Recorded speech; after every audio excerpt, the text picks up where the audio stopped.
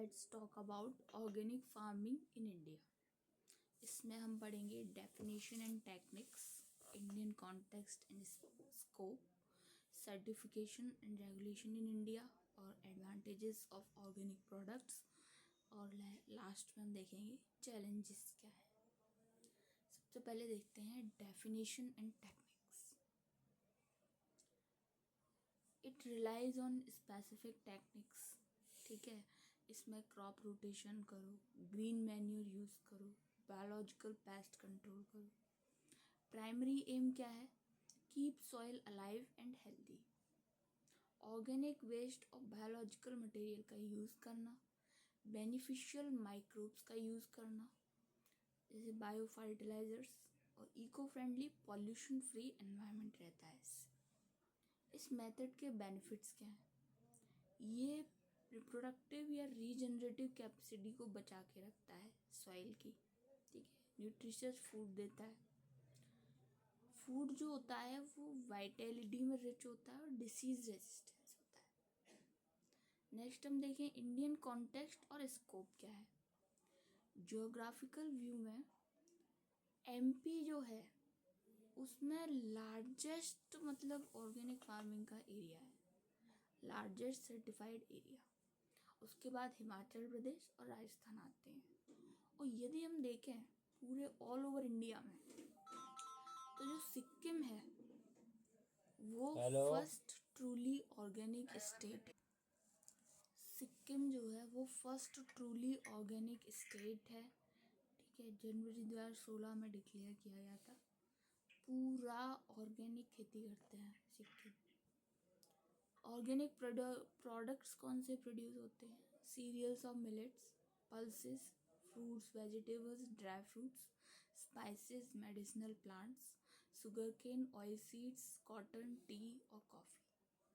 ठीक है, अब इसका नीड और स्कोप क्या है इंडिया में?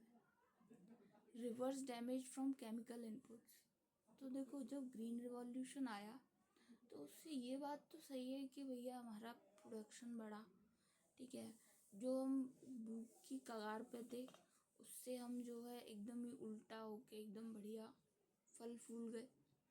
पर उससे हमें एक चीज़ ये कि कोई भी चीज़ आती है तो उसके पॉजिटिव भी होते हैं और नेगेटिव इफेक्ट्स भी होते हैं।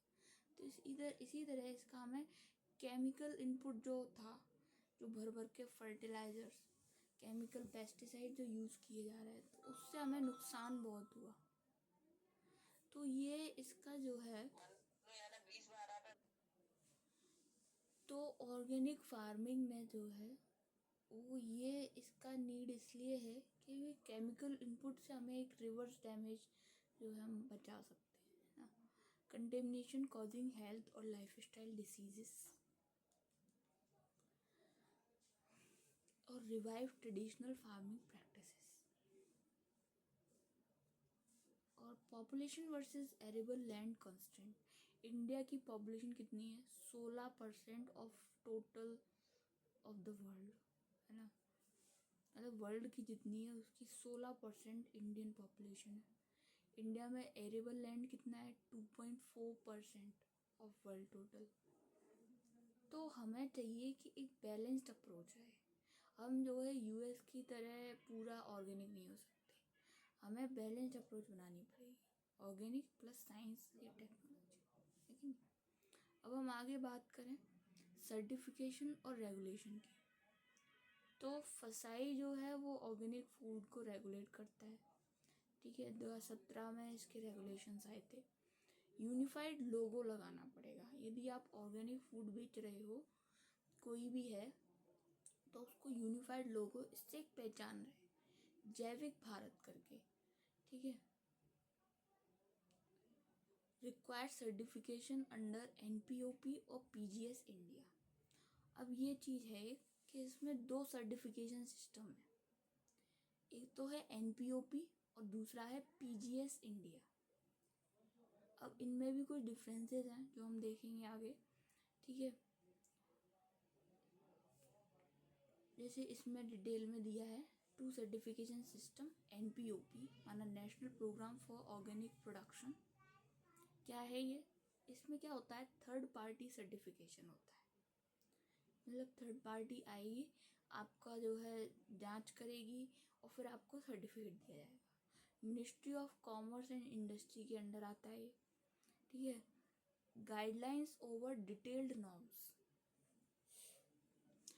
और एक्रेडिटेशन मिलता है बाय एनएबी और एपिडा से। सर्टिफाइड प्रोडक्ट जो हैं वो एलिजिबल हैं for domestic and export trade. ये पॉइंट हमारा याद करने लायक है कि डोमेस्टिक भी और एक्सपोर्ट भी कर सकते हैं, दोनों के लिए इसमें एलिजिबल है। इसी जगह अभी हम दूसरा सर्टिफिकेशन सिस्टम पीजीएस इंडिया देखें, जिसका फुल फॉर्म है पार्टिसिपेटरी गारंटी सिस्टम। तो ये मिनिस्ट्री ऑफ एग्रीकल्चर के द्वारा इम्प्लीमेंट है, ठीक है। इसमें सेल्फ सर्टिफिकेशन प्रोसेस है, पीयर रिव्यू अप्रोच, मतलब एक किसान दूसरे किसान का चेक कर देगा, आपस में एक सहमति है ना। परंपरागत कृषि विकास योजना से सपोर्टेड है, वेरीफेबल ट्रस्ट और पर्सनल इंटेग्रिटी पे बेस्ड है ये। Local group of 5+ farmers is fulcrum, है ना। 5 लोगों का, 5 फार्मर का समूह बना के वो आपस में एक दूसरे का चेक कर लेते हैं।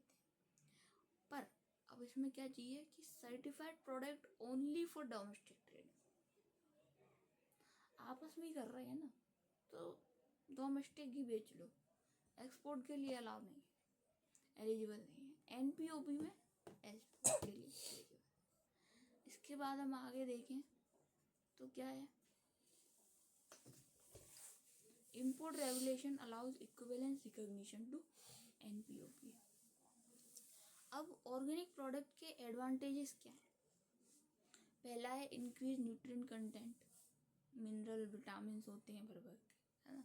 पॉइजनस कंटेंट से फ्री रहता है, क्योंकि जब केमिकल यूज़ नहीं कर रहे तो उसके टॉक्सिन्स कैसे मिले, टॉक्सिन्स हट गए, है ना। Better and original taste, no preservatives, longer storage life, storage life भी लंबी रहती है। अब चैलेंजेस देखें हम, चैलेंजेस क्या हैं इसमें ऑर्गेनिक फार्मिंग में, कि पहला तो है supply chain issue, underdeveloped supply chain, difficult market access for small और mid size farmers, shortage of pack houses and refrigerated vehicles, जिससे कि खराब हो जाता है, जो भी प्रोड्यूस है सब खराब हो जाता है। Lack of separate storage to avoid cross contamination. दूसरा इशू है सर्टिफिकेशन एंड पॉलिसी बैरियर्स, मतलब जो पीजीएस फार्म है वो एक्सपोर्ट फार्मर्स हैं वो एक्सपोर्ट नहीं कर सकते। एपिडा जो है थर्ड पार्टी सर्टिफिकेशन मैंडेट करता है फॉर एक्सपोर्ट्स।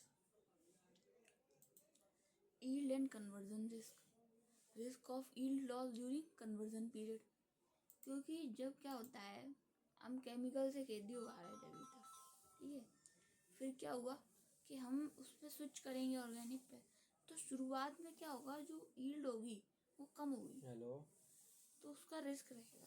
वह डाउनलोड हो रही है। और जो कन्वर्जन लॉस है उसके लिए आप कोई जल्द करो ये सब्सिडी काम नहीं है कंपनसेट करने के लिए।